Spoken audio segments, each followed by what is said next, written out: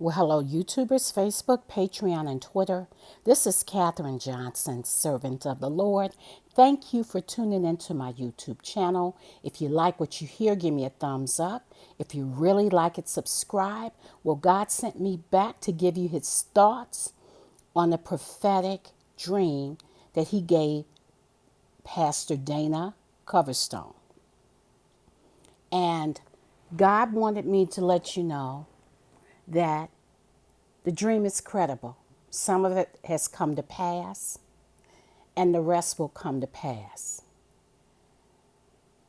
Pastor Coverstone mentioned several horrific events: economic collapse, an invasion on American soil. He had a dream that there were Russian and Chinese troops and UN soldiers on American soil rounding up Americans as if there was an invasion of this nation. He saw a economic collapse. I mentioned about the currency changing. He also had a dream relating to the presidential election in November, that the White House was empty, the schools were closed, had not been open in months, that there was a civil war, people were running out of fear. They were hiding in their homes. People were brandishing their weapons.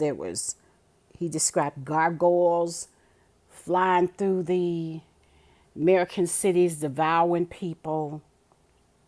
It was a horrific scenario, bloody, very, very traumatic, apocalyptic.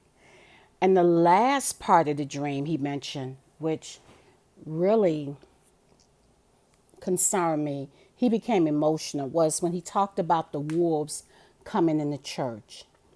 And he described how they were in a field and were instructed to come to the church. And they came in and they were attacking, mauling the pastors that were preaching the gospel. And the pastors were still preaching the gospel as they were being mauled to death. And he was very disturbed because he saw some of his comrades that were being killed. And as they were dying, they were still preaching the word. That disturbed me a lot. It was a very, very horrific dream. I can imagine him, the reason that why he didn't come forth in December when he dreamed the dream of last year and presented to the saints. He mentioned that he does not consider himself prophetic and he had never had a dream like this. But I believe from what God is showing me that God gave him the dream. He wanted him to warn us, and we have been warned. One of the parts of the dream that he mentioned a lot was brace yourself. He was often told to brace yourself. And that implies that there's something getting ready to happen that's going to be a shock to you. It's going to shake you at your core. And I believe this dream has shaken up a lot of saints. The part he spoke about the wolves attacking the church, God asked me to expound on that because he mentioned that there's saints that are wolves in sheep clothing in the house of God right now. A lot of them have sold their souls to the devil. They're demonized. Some of them have been possessed, and we do not know it because a lot of us are not able to discern the body. So they're sitting in the house of God, and God said they're going to turn on us. And so this is what God is telling me to expound on what he spoke about the wolves. There's a persecution, intense persecution that's coming to the church from the inside, from the members, the membership, and also from the outside, the world. It's very intense. The one on the inside of the church, it's going to be more traumatic because these are people that we trusted, leaders, pastors, parishioners that betray us. God was showing me murders, pastors that are targeted by people they trust.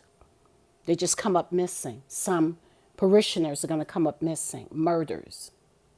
This is the time we're in. And the Bible speaks about that. There's going to be a lot of murders in the book of Revelation. Many of us are going to be martyred.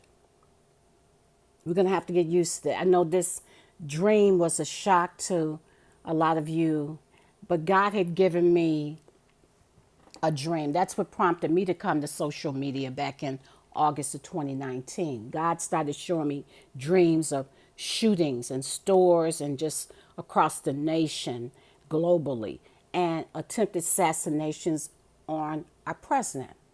So he sent me to social media to warn you. So God is, in his word, he says he's pouring out his spirit on all flesh. We're going to all prophesy. We're going to dream dreams. We're going to see visions. So it's important that you bring that word forth when God gives it to you, because it could save someone's life. It can prepare us for what is to come. And as I said before, I believe his dream is credible. I believe that it's time for the church to get its house in order.